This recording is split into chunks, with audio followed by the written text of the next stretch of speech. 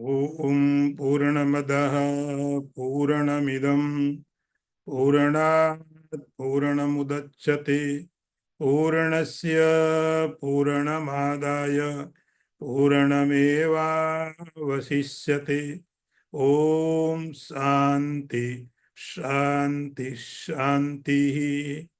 शंकरं शंकराचार्यं केशवं वादरायणं सूत्रभाष्यकृतौ वन्दे भगवन्तौ पुनः पुनः। ईश्वरो गुरुरात्मेति मूर्तिभेद विभागिने व्योमवद्व्याप्तदेहाय दक्षिणामूर्तये नमः। ओम शांति शांति शांति। अतुलित बलधामं हेमशैलाभधेयं धनुजवन कृशानुं ज्ञानिनाम् अग्रगण्यं सकलगुणनिधानं वानराणामधीशं रघुपतिप्रियभक्तं वातजातं नमामि।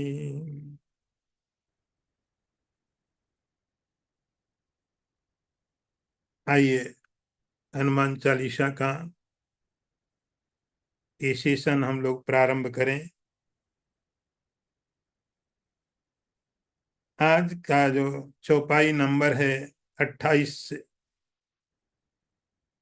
28वीं चौपाई से है। आप लोग इनके पास बुक है खोल लें, बाकी स्क्रीन पर आपको मिल जाएगा।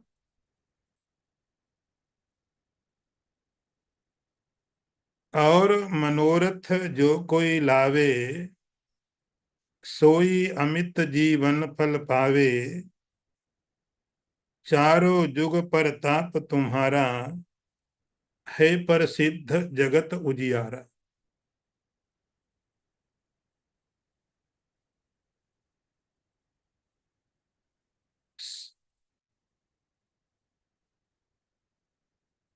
मैं अर्थ बताऊं पहले।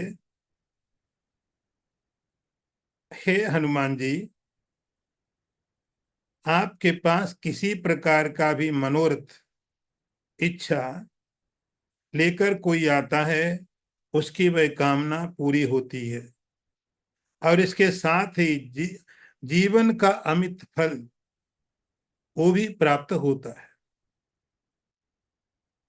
29वें मंत्र का अर्थ होता है, हे हनुमान जी, चारों युगों में सतयुग, त्रेता, द्वापर और कलयुग में आपका प्रताप जगत में सदैव प्रकाशित करता चला आया है, ऐसा तीनों लोकों में प्रसिद्ध है। हम लोग हनुमान चालीसा को अभी देख रहे हैं। और मनोरथ जो कोई लावे, मनोरथ का अर्थ होता है इच्छा। तो जैसे हमने कई बार देखा है कि अलग अलग इच्छाओं के लिए अलग अलग देवताओं की पूजा करनी पड़ती है, अलग अलग कामना के अनुसार अलग अलग डिपार्टमेंट जैसे आप अप्रोच करते हो। कोई संतोषी माता के पास जाएगा, कोई गणेश जी के पास जाएगा, कोई दुर्गा माता के पास जाएगा, कोई विष्णु भगवान के पास जाएगा। अलग अलग इच्छाओं के हिसाब से आपको बताया जाता है ये इच्छा है तो इस देवता की पूजा करो। तुलसीदास जी कहते हैं मन में कोई भी इच्छा हो, कोई भी इच्छा हो, किसी भी तरह की इच्छा हो, यदि कोई हनुमान जी के पास जाता है, जो भी मनोरथ है, जो भी इच्छा है, हर एक इच्छा को पूरा करने में हनुमान जी समर्थ। हनुमान जी ऐसा नहीं बोलेंगे इच्छा के लिए आपको किसी और डिपार्टमेंट को जाना पड़ेगा। आपके मन में इच्छा है तो, और मनोरथ जो कोई लावे, कोई भी मनोरथ, कोई भी इच्छा, धन की, पद की, प्रतिष्ठा की, और जो भी इच्छाएं हैं जो आप सामान्य रूप से समझते हैं। यदि मैं इन चीजों को ऐसे कहूं, धर्म, अर्थ और काम, सारी इच्छाएं तीन में आ जाती हैं। तो किसी को धर्म की इच्छा है तो हनुमान जी के पास जाओ, अर्थ की इच्छा है तो हनुमान जी के पास जाओ, और आप हनुमान जी को देखो, इंडिया में, पूरी दुनिया में जहां कहीं भी राम भगवान का मंदिर है वहां हनुमान जी बैठे हुए हैं। जहां कहीं भी राम का मंदिर है हनुमान जी बैठे हैं। और प्राइवेटली भी उनकी अपनी प्रैक्टिस बहुत चलती है। हनुमान जी के बड़े बड़े मंदिर हैं, हनुमान जी के बड़े बड़े सब उपासना के केंद्र हैं। तो राम जी के साथ में भी उनकी पूजा होती है और अलग से भी उनकी पूजा होती है। लोगों को विश्वास है कि जो भी मन में इच्छा है हनुमान जी उसको पूरा करेंगे। तो धर्म की इच्छा है, अर्थ की इच्छा है, काम की इच्छा है, तीनों के लिए हनुमान जी पूरा कर सकते हैं।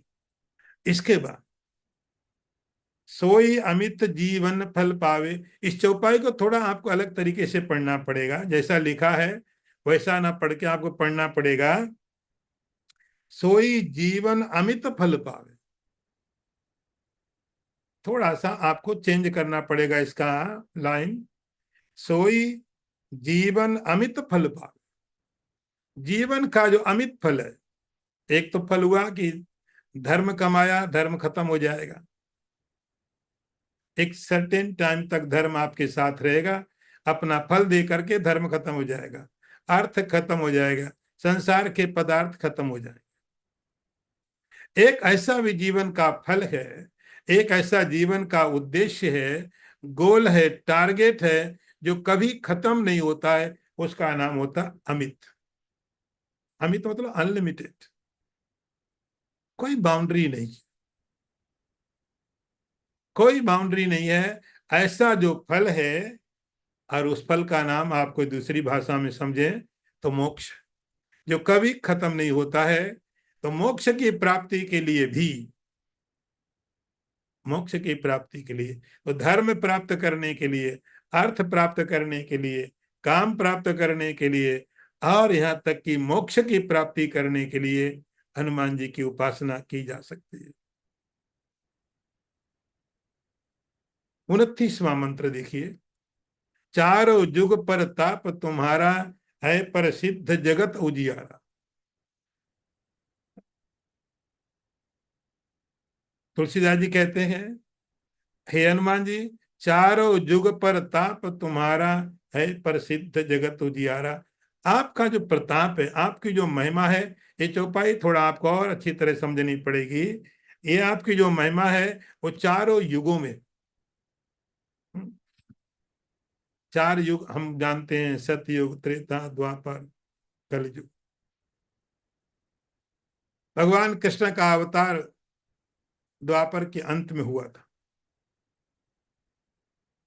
इसीलिए वासुदेव कृष्ण की उपासना त्रेता युग में नहीं की जा सकती थी। विष्णु की उपासना हो सकती है, लेकिन देवकी पुत्र वसुदेव के पुत्र जो भगवान कृष्ण है, उनकी उपासना त्रेता में नहीं, सतयुग में नहीं की जा सकती। राम भगवान का अवतार त्रेता में हुआ, सतयुग में उनकी कोई उपासना राम के रूप से नहीं की जा सकती। राम के रूप से उपासना सतयुग में नहीं हो सकती है, कृष्ण की उपासना त्रेता में नहीं हो सकती है। ये हनुमान जी चारों युग, आप चारों युगों में हैं। तो सतयुग के समय में हनुमान जी प्रकट हुए, उनकी बाल लीलाएं हुई, उनकी बाल लीलाएं भी अद्भुत होती थी। तो सतयुग के समय में हनुमान जी उपलब्ध है, सतयुग के समय में हनुमान जी की लीलाएं उपलब्ध है, हनुमान जी के चरित्र उपलब्ध, उनकी शक्ति उपलब्ध है। हनुमान जी प्राप्त है सब लोगों को, सतयुग के समय में भी।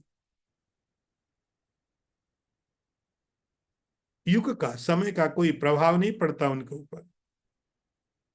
फिर आया त्रेता, आपने हनुमान जी को जाना है त्रेता में, राम के आने के बाद में। जब भगवान राम से हनुमान जी मिले, तब हनुमान जी का चरित्र लोगों को मालूम पड़ा, हनुमान जी का चरित्र राम के साथ में मालूम पड़ा। लेकिन हनुमान जी पहले से,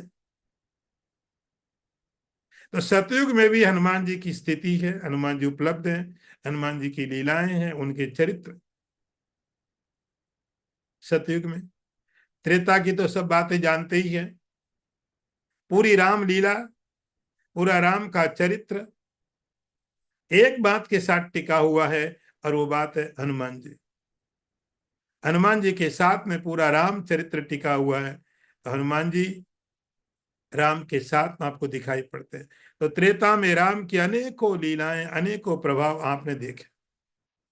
उसके बाद ऐसा लिखा कि जब राम अयोध्या से जाने लगे, इस धरती से जाने लगे, हनुमान जी ने राम को बोला कि मुझे भी नहीं रहना,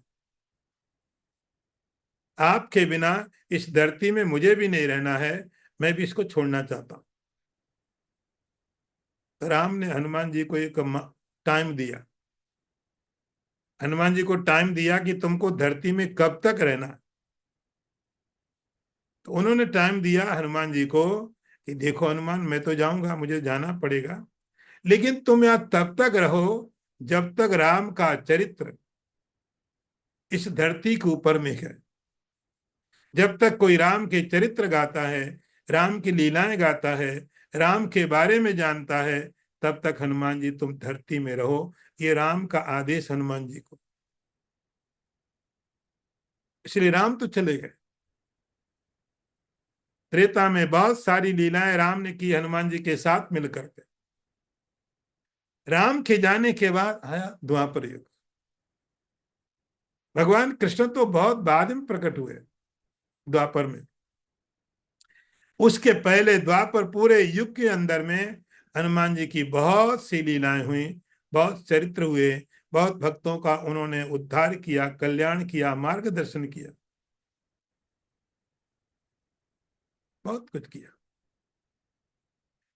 लेकिन उस समय में भी, द्वापर में भी, हनुमान जी के जो चरित्र थे वो ज्यादा मालूम पड़े जब भगवान कृष्ण का प्राकट्य हुआ और पांडवों की स्थिति थी। तब आप देखते हैं कि पांडवों के समय में हनुमान जी फिर अपने को थोड़ा प्रकट करते, लो प्रोफाइल, अपने लिए नहीं। तो पांडवों के समय में हनुमान जी ने थोड़ा अपने को प्रकट किया। कृष्ण भगवान के समय में उन्होंने अपने को प्रकट किया। ऐसी बहुत सी लीलाएं, बहुत से चरित्र हैं जो द्वापर युग में हनुमान जी ने लोगों का कल्याण करने के लिए बहुत प्रकार की लीलाएं की, बहुत तरह के चरित्र किए। पांडव जंगल में घूम रहे थे, उनका मिलना कैसे हुआ? पांडवों के साथ हनुमान जी का मिलना कैसे हुआ? पांडव जंगल में घूम रहे, हिमालय में, और भीम एक नदी में, ऐसा सुंदर कोई फूल आया था जो बड़ा सुंदर था, नदी में बहता, पहाड़ी नदी थी। उस फूल को देख करके द्रौपदी ने भीम को बोला ऐसा फूल और भी चाहिए। इधर से आ रहा है, नदी का करंट उधर से आ रहा था, इसलिए फूल उधर से ही आ रहा होगा। हनुमान जी जाने लग गए। हाँ, भीमसेन जाने लग गए। तो हनुमान और भीम दोनों ही वायुपुत्र माने जाते हैं, पवन पुत्र, शक्ति, ताकत, प्राण। तो जब वो जाने लगे तो आप ऐसे समझ सकते हो कि हनुमान जी भीम के बड़े भाई है। उन्होंने देखा कि भीम को इस एरिया के आगे जाना ठीक नहीं है, नहीं जाना चाहिए।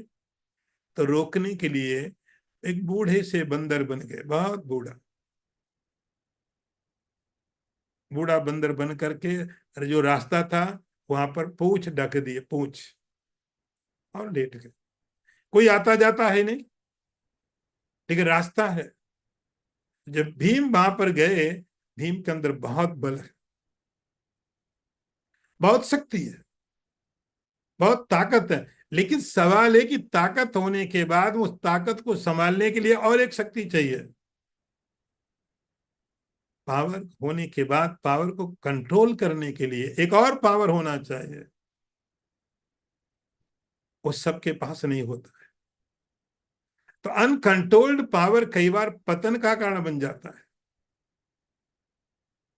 कई बार विनाश का कारण बन जाता है। अहंकार बहुत है भीम के मन में। भीम धर्मात्मा है, युधिष्ठिर के छोटे भाई के, पाप नहीं करेंगे, लेकिन अहंकार है, अपने बल का, अपनी ताकत का अहंकार है। तो जब रास्ते में गए, वहां एक बूढ़ा बंदर पड़ा हुआ है, उसकी पूंछ रास्ते में। भीम ने देखा, और ऐसा नियम शास्त्र बोलता है, किसी भी व्यक्ति के ऊपर से पांव लांग रख करके क्रॉस नहीं करना चाहिए, किसी भी व्यक्ति को, जीवित व्यक्ति को। तो उन्होंने बोला कि तुम अपनी ये पूंछ हटाओ। हनुमान जी ने देखा धीरे से, छोटा भाई है, अहंकार है, बल है, लेकिन अभिमान भी है।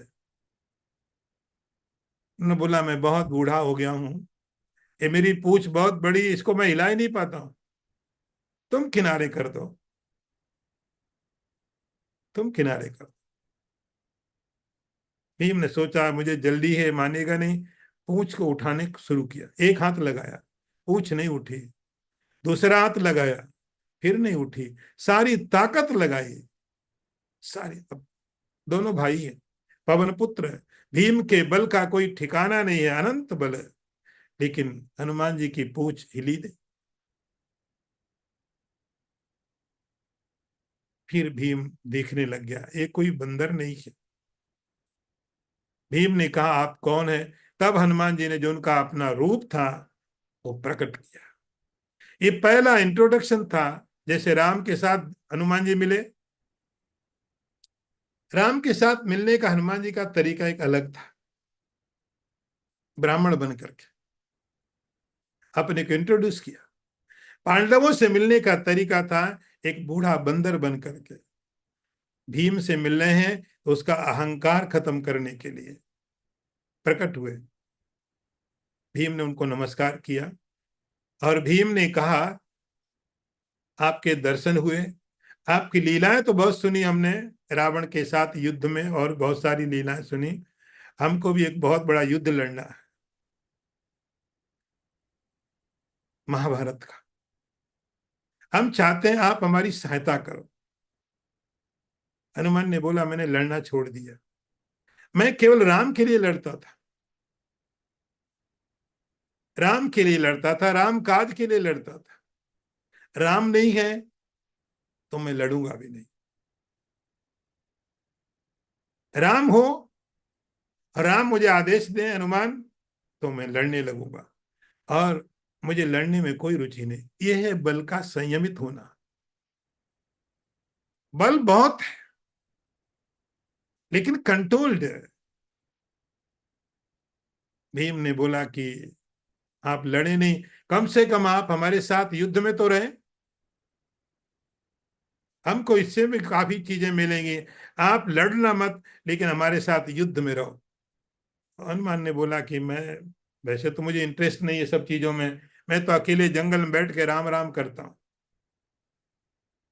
मुझे कोई रुचि नहीं है, कोई रुचि नहीं है। लेकिन तुम ऐसा कह रहे हो, और मुझे मालूम है इस युद्ध में भगवान कृष्ण भी शामिल होंगे, तो भगवान का सानिध्य मिलेगा। इसलिए मैं इस युद्ध में भाग तो नहीं लूंगा, हिस्सा नहीं लूंगा, लेकिन रहूंगा जरूर। और मैं चाहूंगा कि युद्ध देखो, क्योंकि भगवान कृष्ण वहां पर है। कैसे रहोगे? तो हनुमान जी ने बोला मेरे रहने की जो जगह है, जहां भगवान कृष्ण जिस रथ को चलाते रहेंगे, अर्जुन का जो रथ है भगवान कृष्ण चलाएंगे। हनुमान जी पहले बता रहे, अभी सब चीजें होने में बहुत टाइम लगने वाला है। तो जिस रथ को भगवान कृष्ण चलाएंगे, अर्जुन का जो रथ है, रथ के ऊपर उसका जो फ्लैग है, उसके ऊपर मैं बैठूंगा। हनुमान जी उसके ऊपर बैठे, इसीलिए अर्जुन का जो रथ है उसको बोलते कपिध्वज। ध्वज का मतलब फ्लैग। तो सबके अपने अपने के निशान होते, जैसे कोई फ्लैग किसी कंट्री का है, आप उसको देख के समझ जाते हो इस देश का फ्लैग है ये, उसके अपने चिन्ह है, निशान है। अर्जुन के ध्वजा का निशान क्या था? कपि। और वो कपि कोई और नहीं थे, हनुमान जी थे। कपि ध्वजा। मैं इसलिए बात को थोड़ा विस्तार में बता रहा हूं कि राम के साथ हनुमान जी का आपने बहुत वर्णन सुना है, लेकिन द्वापर युग में और भी बहुत सी लीलाएं की हनुमान जी ने, लेकिन पांडवों के साथ, भगवान कृष्ण के साथ ये जो उनका मिलना हुआ महाभारत में, वो ध्वजा के ऊपर बैठे थे। इसलिए बैठे थे कि उनके जो राम है वो कृष्ण के रूप से यहाँ पर बैठे हुए हैं। और आपने सुना कि भगवान ने गीता का उपदेश दिया अर्जुन को, गीता का उपदेश दिया, अर्जुन ने सुना, संजय ने सुना, और हनुमान जी ने भी सुना। जैसे ही गीता पूरी हो गई तो गीता के जो डायरेक्ट सुनने वाले लोग थे, डायरेक्ट, उसमें अर्जुन है, उसमें संजय है, और उसमें हनुमान जी भी। ये द्वापर युग की बात है। जब गीता पूरी हो गई, गीता पूरी होने के बाद हनुमान जी नीचे उतरे, भगवान को प्रणाम किया। भगवान ने कहा, हनुमान तुम प्रणाम क्यों कर रहे हो मुझे? बोले इसलिए कर रहा हूं कि आपने मुझे गीता का उपदेश दिया, मैंने गीता सुनी, आपने गीता अर्जुन को बताई, लेकिन मैं इतना नजदीक बैठा था, इतना नजदीक था कि मुझे सुनाई पड़ गई, सब गीता मैंने सुन ली। भगवान कृष्ण को बड़ा गुस्सा आया, हनुमान तुमने नियम तोड़ा, कानून तोड़ा, तुमने एक व्यवस्था तोड़ी है। सुनने का तरीका होता है कि सुनने वाला व्यक्ति नीचे बैठता है और जो ज्ञान देने वाला ऊपर बैठता है, ये एक व्यवस्था है, एक सम्मान, एक आदर है, और तुमने उसको तोड़ दिया। मैं नीचे, तुम ऊपर, तुम बैठे हो, तुम मेरे सिर के ऊपर बैठ के गीता सुनते हो, तुमने नियम तोड़ा, इसलिए मैं तुम्हें शाप देता हूं। शाप, पुराणों में बहुत बार कथाएं पढ़ी, इस ऋषि ने उसको शाप दिया, उस ऋषि ने उसको शाप दिया। यहाँ कुछ ऐसी बात हुई कि भगवान कृष्ण ने बोला हनुमान जी को, मैं तुम्हें शाप देता हूं, तुम जाके पिशाच बन जाओ। पिशाच, तो आपने पीछे हनुमान चालीसा पढ़ा, उसमें लिखा भूत पिशाच निकट नहीं आवे। हनुमान जी का नाम सुनाने से भूत और पिशाच भाग जाते हैं, भाग जाते हैं। यहाँ भगवान कृष्ण ने बोला, मैं तुम्हें शाप देता हूं कि तुम जाके पिशाच बन जाओ। हनुमान जी ने बोला ठीक है, ठीक है, लेकिन मैं कब तक रहूंगा ये पिशाच बन करके? ये तो आप मुझे बताइए कि पिशाच बन के मैं कब तक रहूंगा, मुझे कब तक ये पिशाच योनि में रहना पड़ेगा, आप ये तो बताओ। तो भगवान कृष्ण ने बोला कि आपको तब तक रहना पड़ेगा कि जब तक आप इस गीता के ऊपर में एक कमेंट्री नहीं लिखते। गीता के ऊपर एक कमेंट्री लिखो, तो आपको जान के शायद सरप्राइज होगा कि गीता के ऊपर सबसे पहली जो कमेंट्री है हनुमान जी की है। गीता के ऊपर सबसे पहला जो लिखा गया कुछ है वो हनुमान जी ने लिखा, और उसका नाम है पिशाच भाष्य। पिशाच भाष्य हनुमान जी ने लिखा, और उस समय हनुमान जी पिशाच के रूप में थे, इसलिए उसका नाम पड़ा पिशाच भाष्य। उत्तरकाशी में मेरे पास वो बुक होनी चाहिए, अभी पहले थी, पिशाच भाष्य। भगवान कृष्ण तो चाहते थे कि गीता को हनुमान जी एक्सप्लेन करें, इसलिए ये सब लीला थी। हनुमान जी पहली कमेंट्री करें, पहले कमेंट्री व्याख्या हनुमान जी करें, ये भगवान कृष्ण चाहते थे। इसलिए उन्होंने बोला कि तुम्हें श्राप देता हूं, तुम पिशाच बन जाओ, और जब गीता के ऊपर तुम कमेंट्री लिखोगे तो जो पिशाच का भाव तुम्हारा छूट जाएगा, फिर तुम जैसे हो वैसे हो जाओगे। हनुमान जी ने पिशाच भाव से लिखा गीता के ऊपर में। इस तरह से पांडवों के साथ, भगवान कृष्ण के साथ हनुमान जी की बहुत बहुत लीलाएं हुई पूरा द्वापर युग में। द्वापर युग के बाद भगवान कृष्ण चले गए। देखो आप हनुमान जी को, सतयुग में थे, राम आए जिसके लिए हनुमान जी ने अपने आप को प्रकट किया, राम भगवान चले गए। द्वापर युग आया, भगवान कृष्ण मिले, वो भी चले गए। कलयुग आ गया, कलयुग में भी हनुमान जी का, तो जब आप सात चिरंजीवियों का नाम सुनते हो,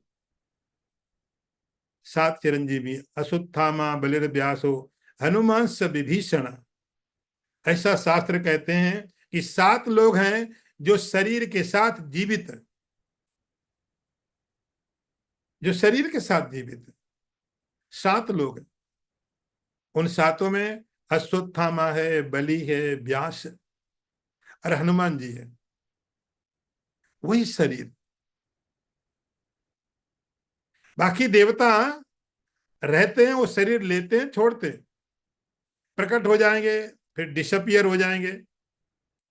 हनुमान जी कलयुग में भी, आज भी राम भगवान की आज्ञा से, कि राम ने बोला कि जब तक धरती पर मेरी कथाएं हैं हे हनुमान जी, तब तक तुम रहो। तो राम की आज्ञा को मान करके हनुमान जी अभी भी धरती के ऊपर में लोगों का कल्याण करते हैं, लोगों को आशीर्वाद देते हैं।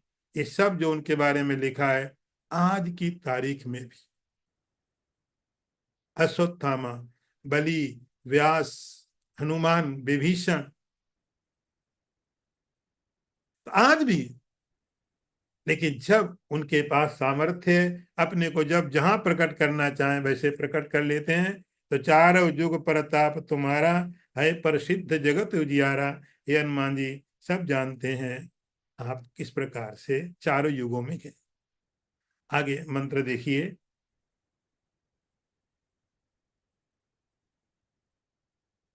साधु संत के तुम रखवारे, असुर निकंदन राम दुआरे, अष्ट सिद्धि नव निधि के दाता, असवर दीन जानकी माता। अर्थ देखिए पहले।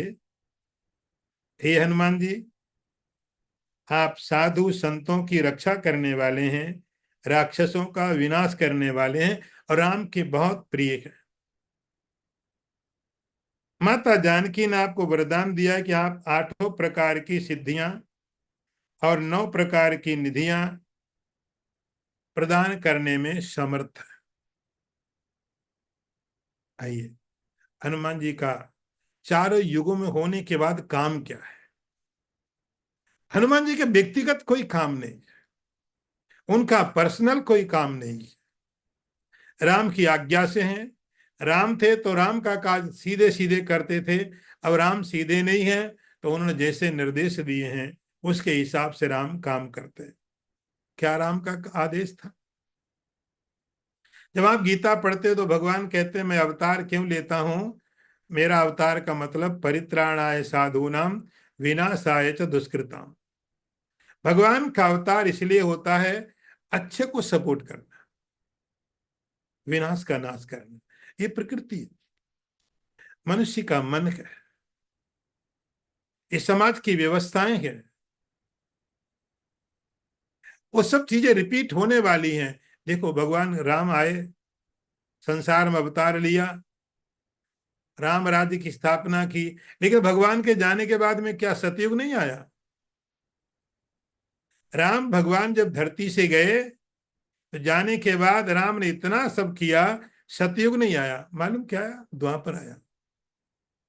तो मैंने वो टाइम और खराब होना तो चाहिए था, लॉजिकली तो होना चाहिए कि राम ने इतने समय तक राज्य किया, राक्षसों का वध किया और राम का अवतार हुआ, तो राम के जाने के बाद में एक अच्छा समय आना चाहिए था,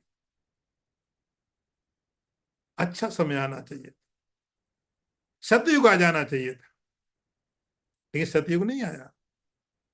राम के जाने के बाद में त्रेता चला गया और द्वापर आ गया। द्वापर का मतलब और खराब टाइम, सतयुग का मतलब सबसे अच्छा टाइम, त्रेता का मतलब थोड़ा उससे खराब, द्वापर का मतलब उससे और खराब, कलयुग का मतलब बहुत खराब। तो राम भगवान प्रकट हुए, उन्होंने राम की लीलाएं की, रावण का वध किया, बहुत से राक्षसों को मारा, बहुत काम किया, लेकिन जब जा गए, जाने के बाद में सतयुग नहीं लौटा, द्वापर आ गया।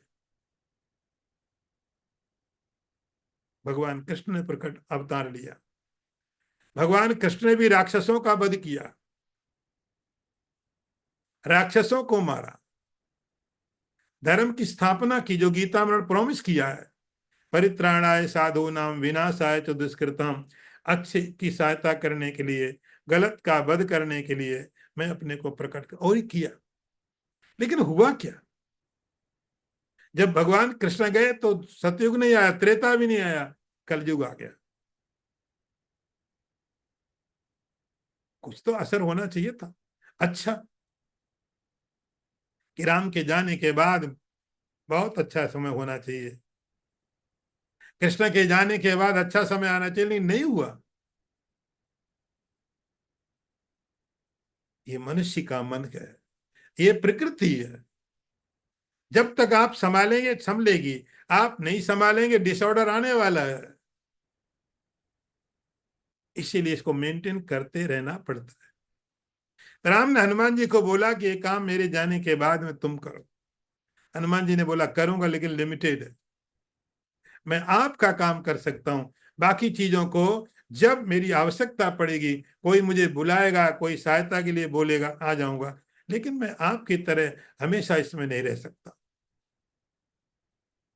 हनुमान जी के दो काम है, साधु संत के तुम रखवारे, असुर निकंदन राम दुलारे। उनका काम क्या है, जो असद लोग हैं, गलत लोग हैं, राक्षसी प्रवृत्ति के लोग हैं, उनका संहार करते हैं। लेकिन हमेशा नहीं, जैसे कहा भगवान का अवतार होता है कि राम ढूंढ करके रावण को मारने जाएंगे, आप थोड़ा अंतर समझना। भगवान राम का अवतार होता है तो राम भगवान राक्षसों को ढूंढ करके जंगल में जाएंगे, लंका में जाएंगे, ढूंढ के मारेंगे, ऋषियों को सपोर्ट करेंगे, मुनियों को सपोर्ट करेंगे, और राक्षसों को ढूंढ के मारेंगे। हनुमान जी ने बोला नहीं, मैं अवतार इस तरह का नहीं, जब कोई मेरे पास आएगा तो मैं उस समय उसकी रक्षा करूंगा। भगवान कृष्ण राक्षसों को ढूंढ के मारेंगे, उसके लिए पांडवों का साथ लेंगे, अपने परिवार का साथ लेंगे, राक्षसों को ढूंढ ढूंढ के मारेंगे। हनुमान जी वो काम नहीं करते,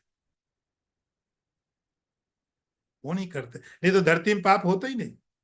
हनुमान जी तो है ना। हनुमान जी कब एक्शन लेते हैं, जब कोई पाप करने वाला व्यक्ति किसी को, अच्छे व्यक्ति को दुखी करता है, और वो व्यक्ति हनुमान जी की प्रार्थना करता है। तुलसीदास जी का एग्जाम्पल मैं आपको दूं थोड़े समय के लिए। तुलसीदास जी ने अपने जीवन में रामचरित्र लिखा, बहुत कुछ लिखा, तो काफी तरह के लोग उनसे जेलस हो गए, केवल खराब लोग नहीं, अच्छे लोग भी। आप आश्चर्य कर जाओगे, जब आप अच्छा काम करोगे तो कई बार अच्छे लोग भी आपसे द्वेष करेंगे, अच्छे लोग भी द्वेष करेंगे, ऐसा नहीं कि खराब है। तो उनको बहुत तरह की परेशानियां होने लगी, ब्राह्मणों से भी और भी समाज के वर्ग से। तो तुलसीदास जी ने विनय पत्रिका लिखी। पत्रिका का अर्थ होता है लेटर, लेटर भगवान को देने के लिए। विनय का मतलब है एक एप्लीकेशन, एप्लीकेशन दिया। रक्षा करने के लिए कि हमारी इनसे रक्षा करो। ऐसी स्थिति में हनुमान जी बीच में आ जाते हैं, राम को आने की जरूरत नहीं है। तो विनय पत्रिका तुलसीदास जी का एक बहुत अच्छा ग्रंथ है, बहुत अच्छा ग्रंथ है, इसका नाम विनय पत्रिका है। कि नम्र निवेदन, उसका अर्थ जैसे यदि मैं कहूं नम्र निवेदन, कोई फोर्स नहीं है, ऑर्डर नहीं है, लेकिन निवेदन है, और बहुत विनम्रता के साथ। तो तुलसीदास जी ने विनय पत्रिका लिखी, और जब लिखी तब हनुमान जी बीच में आ जाते हैं। तो हनुमान जी के अवतार में, राम के अवतार में आप अंतर समझना कि राम का अवतार थोड़े समय के लिए हुआ, कृष्ण का अवतार थोड़े समय के लिए हुआ, राक्षसों को ढूंढ ढूंढ के मारा। हनुमान जी चारों युगों में है। लेकिन उनकी स्थिति यह है कि जब राम है तो पूरी तरह एक्टिव, भगवान कृष्ण है तो थोड़े समय के लिए एक्टिव है। बाकी समय में यदि कोई भक्त प्रार्थना करता है तो साधु संत के तुम रखवारे, उस साधु का, उस सज्जन व्यक्ति की रक्षा हनुमान जी करते हैं। और उसमें कोई राक्षस, वो राक्षस आपके मन के विचार भी हो सकते हैं।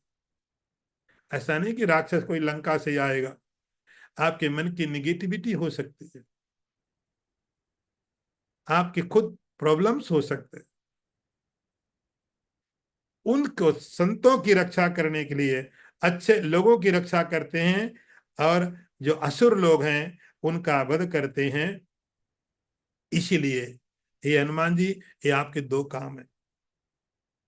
और आप राम दुआरे, राम दुलारे, आप राम के प्रिय हो, राम के प्रिय हो। ईश्वर किसी के साथ भेदभाव नहीं करता, ईश्वर किसी के साथ में भी पार्शियलिटी नहीं करता है।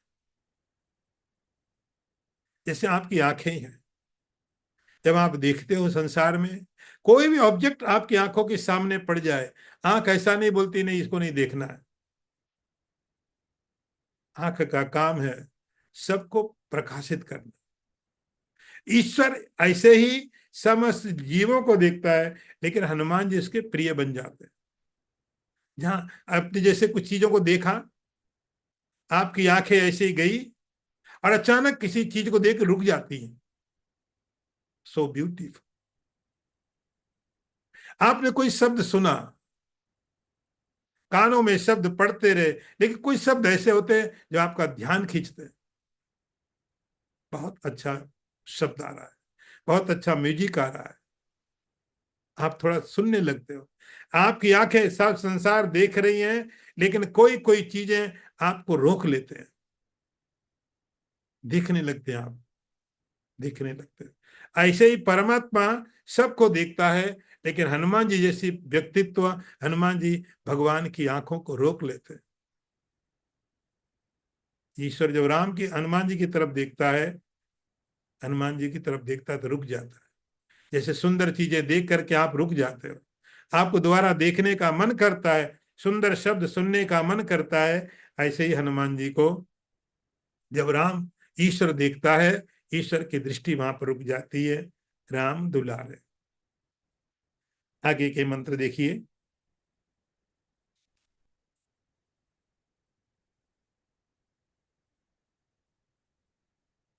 अष्ट सिद्धि नव निधि के दाता, असवर दीन जानकी माता, राम रसायन तुम्हारे पासा, सदा रहो रघुपति के दासा।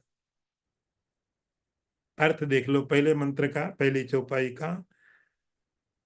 हे हनुमान जी, माता जानकी ने आपको वरदान दिया है कि आप आठों प्रकार की सिद्धियां प्रदान करने वाले हैं, 9 प्रकार की निधियों को देने वाले हैं। राम रसायन तुम्हारे पासा,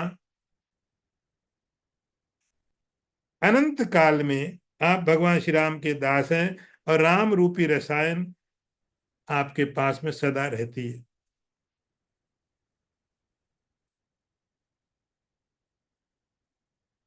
अष्ट सिद्धि नवनिधि के दाता, असवर दीन जानकी माता।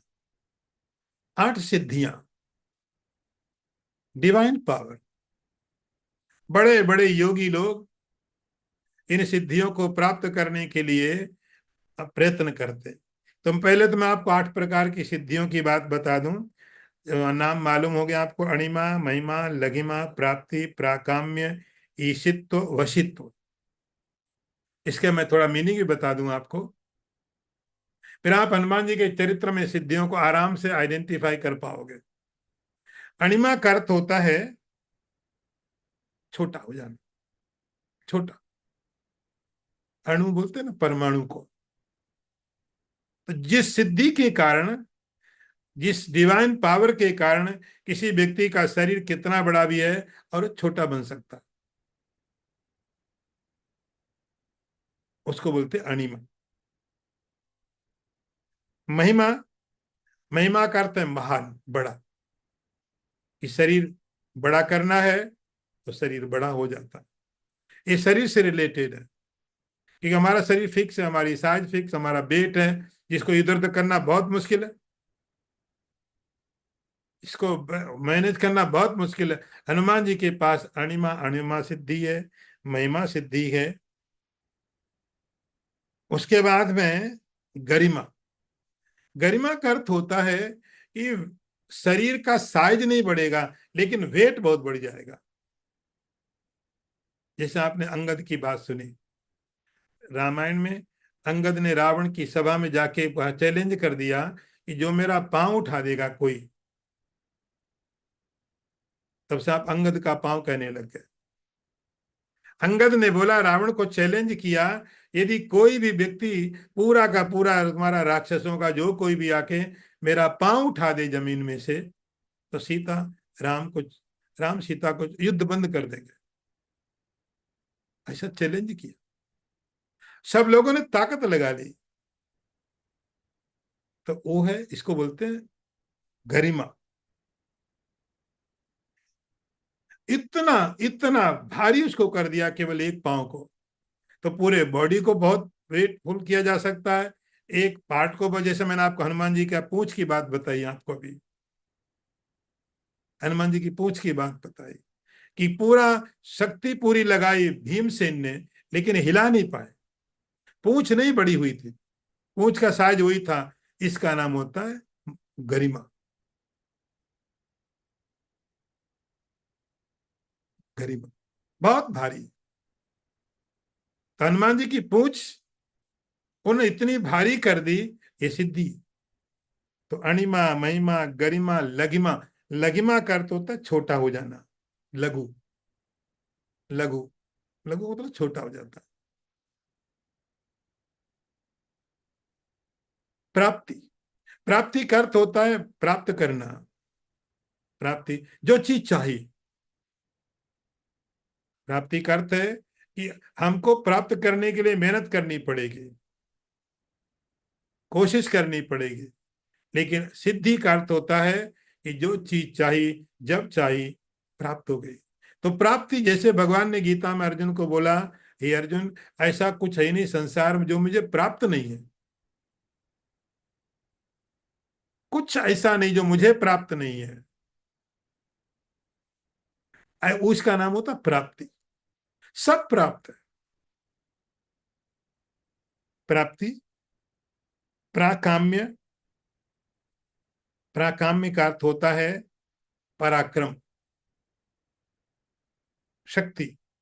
ईशित्व, ईशित्व का अर्थ होता है अथॉरिटेटिव पावर, कि जिसके अंदर ऐसी शक्ति है जो अथॉरिटी पूर्ण कोई काम करता है।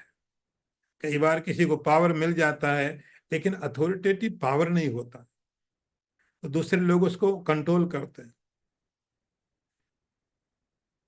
तो ये सिद्धि का नाम ईशित्व। ईश, ईश माने स्वामी होना।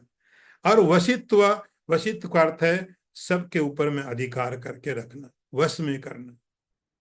तो 8 प्रकार के जो सिद्धियां हैं, डिवाइन पावर है, जिनको आप हनुमान जी के जीवन में कम से कम रामचरित्र में आप बहुत बार देखोगे, हनुमान जी ने इन सिद्धियों का प्रयोग किया।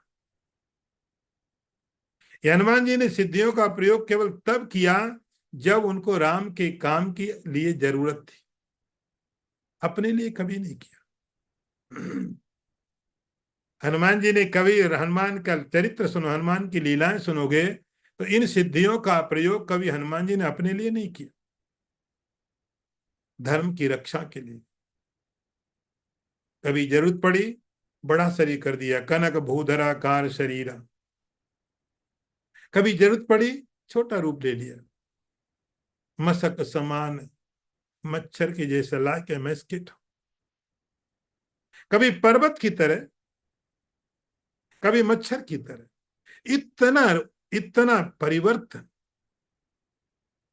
इन सिद्धियों के बिना संभव नहीं था। लंका को जलाते तो रूप बहुत बड़ा है, लेकिन ये सिद्धि ऐसी थी, इसका नाम तो लघिमा था कि सिद्धि, शरीर बहुत बड़ा है लेकिन वजन नहीं है, नहीं तो मकान गिर जाए नीचे। तो इस प्रकार से हनुमान जी के पास में 8 प्रकार की सिद्धियां और उसके साथ में 9 प्रकार की निधियां बोली जाती। निधि, निधि का अर्थ होता है प्रॉपर्टी, संपत्ति, ऑब्जेक्ट। और 9 निधियों के नाम भी मैं बताऊं आपको। पद्म, महापद्म, शंख, मकर, कक्षप, मुकुंद, कुंद, नील, खर्ब। अब समझ सकते हैं कि संसार के सारे पदार्थ इनके अंदर में आ गए। तो एक तो सिद्धि का अर्थ होता है आपके शरीर से जुड़ी हुई चीजें। सिद्धि का अर्थ है आपका शरीर पूर्ण तरह सामर्थ्यवान है, जैसे ईश्वर का है। निधि का अर्थ है कि सारे संसार के पदार्थ आपके लिए अवेलेबल है, सारे संसार के पदार्थ आपके लिए उपलब्ध है। निधि तो 2 तरह से। अभी जैसे किसी व्यक्ति को भोजन तो मिल जाए लेकिन भूख ना हो, पाचन प्रक्रिया ठीक ना हो, पदार्थ है लेकिन पचता ही नहीं है। किसी के पास में भूख है लेकिन खाने को नहीं है। अच्छा, मतलब क्या होता है कि जब भूख भी ठीक हो, खाने को चीजें भी उपलब्ध हो। तो अष्ट सिद्धि का अर्थ होता है कि शरीर में सामर्थ्य, शरीर के पावर को बढ़ाना सब्जेक्टिवली। तो ये सब सिद्धियां, अणिमा, महिमा, लघिमा, ये सब इस बात के लिए होती हैं कि शरीर से आप पूर्ण तरह न केवल संसार के रूप से बल्कि डिविनिटी के रूप से, डिवाइन के रूप से आप स्वस्थ। इसको बोलते हैं सिद्धियां। निधि का अर्थ संसार के पदार्थ। अब मुझे भूख तो बहुत लग रही है लेकिन मेरे पास खाने को नहीं है, तो निधि का अर्थ होता है कि संसार के सारे पदार्थ उपलब्ध है। 8 प्रकार की सिद्धि, 9 प्रकार की निधि। हनुमान जी को तो जन्म से मिली, महादेव जी का अवतार है। लेकिन इसमें जो महत्वपूर्ण बात है वो ये आपको समझनी है कि ऐसे बहुत सारे योगी हुए जिनके पास में सिद्धियां थी। 8 नहीं तो 1-2 रही होगी, कुछ रही होगी, लेकिन वे अपनी सिद्धि को दूसरी जगह ट्रांसफर नहीं कर सकते थे। आपको ये बात समझनी पड़ेगी यहां पर। सिद्धियां बहुत से योगियों के पास में आई होंगी, लेकिन वो सिद्धि जैसे किसी के पास प्रॉपर्टी हो लेकिन वो ट्रांसफर नहीं कर पाए, दूसरे को नहीं दे सकता, आपके पास रहेगी लेकिन आप दूसरे को दे नहीं सकते। ऐसे योगियों के पास साधना करने के बाद बहुत से योगी इन सिद्धियों को प्राप्त कर लेते हैं, लेकिन वे ये सिद्धियां दूसरों को दे नहीं सकते, दे नहीं सकते। हनुमान जी के पास ये शक्ति थी। ये शक्ति उनको किसने दी? सीता माता ने। अष्ट सिद्धि नव निधि के दाता, असवर दीन जानकी माता, जानकी माता ने हनुमान जी को बोला, हनुमान जी हम तुम्हें वरदान देते हैं कि जाओ, ये तुम्हारे अंदर जो शक्तियां हैं, जो पावर है, वो तुम दूसरों को भी दे सकते हो। तो हनुमान जी, क्योंकि किसी के पास में बहुत शक्ति है, धन है, हमारे किस काम का। कोई बहुत धनी है, हम उसका महल देख रहे हैं, हम उसका वैभव देख रहे हैं, लेकिन हमको क्या मिलता है। कोई बहुत बड़ा योगी है, आप दर्शन करने के लिए गए, वो बहुत बड़ा योगी, आपको क्या मिला। आशीर्वाद, ठीक है, पुण्य मिल गया, ठीक है।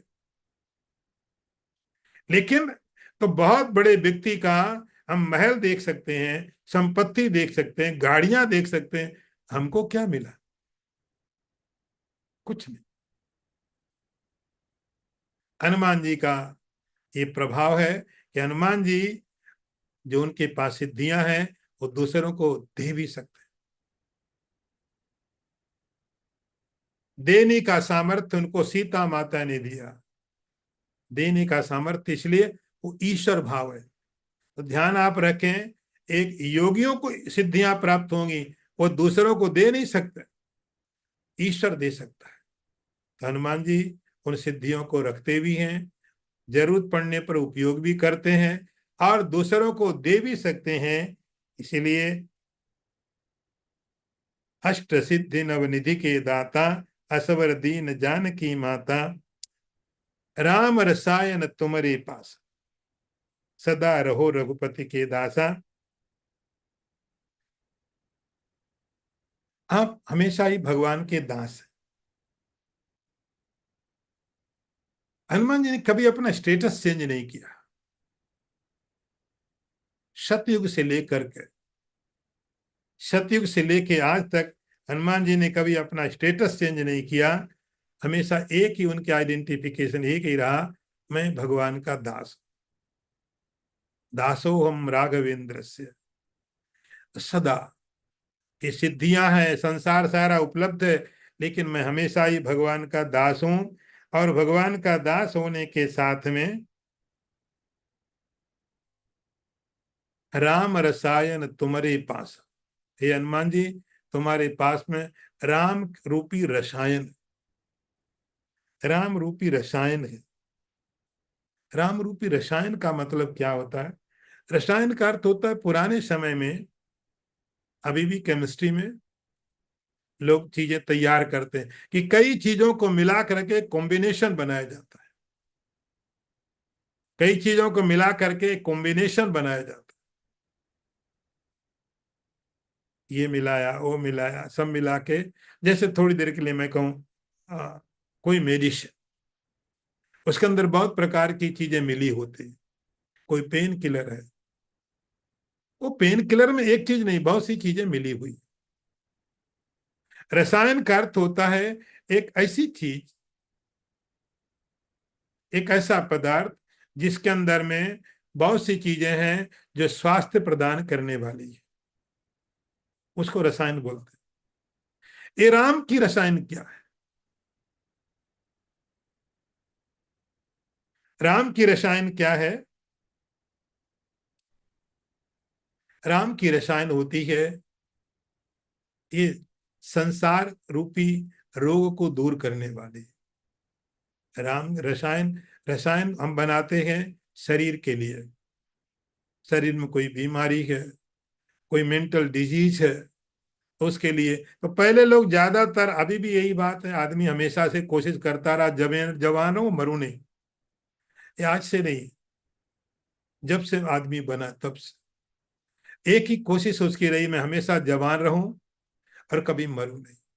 इसके लिए बहुत तरीके अपनाए गए, तपस्या की गई, मंत्र पढ़े गए, औषधियां बनाई गई, बहुत कुछ किया गया, आज भी कर रहे हैं, आज भी कर रहे हैं। तो बहुत तरह की रसायन बनाई गई, औषधियां बनाई गई, उनका एक ही मतलब होता था, मैं जवान रहूं और मरूं नहीं। ये राम रूपी जो रसायन है,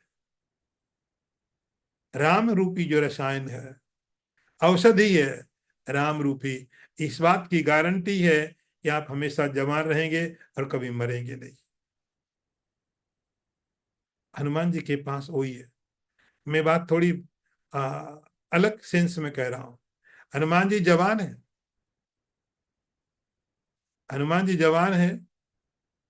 वो ऐसा नहीं कि सतयुग में थे तो अलग थे, अभी बूढ़े हो गए होंगे, चल नहीं पा रहे होंगे, घुटनों में दर्द होगा, और ये दवाई खा रहे होंगे, सवेरे दवाइयाँ शाम को दवाइयाँ खा के किसी तरह राम ने बोला रहो तो रहे, लेकिन आसान नहीं रहना। शुगर की खा रहे हैं, ब्लड प्रेशर की खा रहे हैं, इसकी दवाई खा रहे हैं, नहीं, वो उतनी शक्ति अभी भी है। ये शक्ति राम रसायन का परिणाम नहीं है, ये हनुमान जी का अपना खुद उनका अपना चरित्र है। लेकिन राम रसायन का अर्थ होता है ऐसा रसायन, ऐसी विद्या जिसको प्राप्त करने के बाद व्यक्ति के अंदर में कभी मृत्यु नहीं आती। तो राम रसायन शरीर को नहीं रखता है, राम रसायन दुखों को दूर करने वाला है, मोक्ष को देने वाला है। आगे मंत्र देखिए,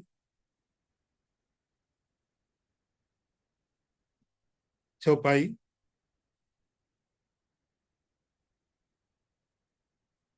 तुम्हारे भजन राम को पावे, जन्म जन्म के दुख विसरावे।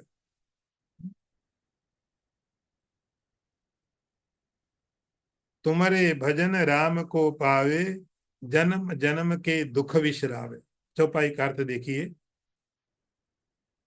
आपके भजन से लोग श्री राम को प्राप्त कर लेते हैं और अपने जन्म जन्मांतर के दुखों को भूल जाते हैं, अर्थात उन दुखों से मुक्ति हो जाती है। देखो कैसी अद्भुत बात कह रहे हैं हे हनुमान जी। कोई व्यक्ति आपका भजन करता है और प्राप्त किसको होता है? राम को। आप पढ़ेंगे कहीं, आप यदि आपने भगवान शंकर का भजन किया तो आप कैलाश में जाओगे, भगवान विष्णु की भक्ति की तो आप वैकुंठ में जाओगे, देवताओं की भक्ति की स्वर्ग में जाओगे, देवी की भक्ति की तो देवी लोक में जाओगे। सीधी बात, जिस देवता की भक्ति करोगे, यही तो भगवान कहते हैं। गीता में आपने पढ़ा कि जो भूत प्रेतों की भक्ति करते हैं वे भूत प्रेतों को प्राप्त होते हैं। भूल गए गीता तो मैं आपको याद दिला देता। देवताओं की भक्ति करने वाले देवताओं को प्राप्त होते हैं। यान्ति देवव्रता देवान, पितृन यान्ति पितृव्रता। जो पितृ की पूजा करते पितृ को मिलते हैं, सीधी बात। देवताओं की पूजा करने वाले देवताओं को प्राप्त होते हैं, भगवान की पूजा करने वाले भगवान को प्राप्त होते हैं। तो होना तो चाहिए था हनुमान जी की पूजा करने वाले हनुमान जी को प्राप्त हो, यही नियम। जब पूजा हनुमान जी की तो हनुमान जी को प्राप्त होना चाहिए, लेकिन ऐसा नहीं। तुम्हारे भजन राम को पावे, भजन हनुमान जी का किया, प्राप्ति राम की होगी। कितना ट्रांसपेरेंस, अपना कोई इगो ही नहीं है। ऐसा और किसी देवता के बारे में आप नहीं सुनोगे, और किसी देवता के बारे में नहीं है। आप जिसकी पूजा करोगे उसको प्राप्त होगे, देवताओं को प्राप्त होगे, देवताओं की पूजा करोगे, राक्षसों की पूजा करोगे उनको प्राप्त होगे। लेकिन हनुमान जी की पूजा करोगे तो नहीं लिखा हनुमान जी को प्राप्त होगे, हनुमान जी की पूजा करोगे तो राम को प्राप्त होगे। हनुमान जी जैसे एकदम फोकल, यहां से आपने प्रवेश हनुमान जी में किया और वहां राम प्राप्त हो गए। ये हनुमान जी का चरित्र के एक अद्भुत एस्पेक्ट है।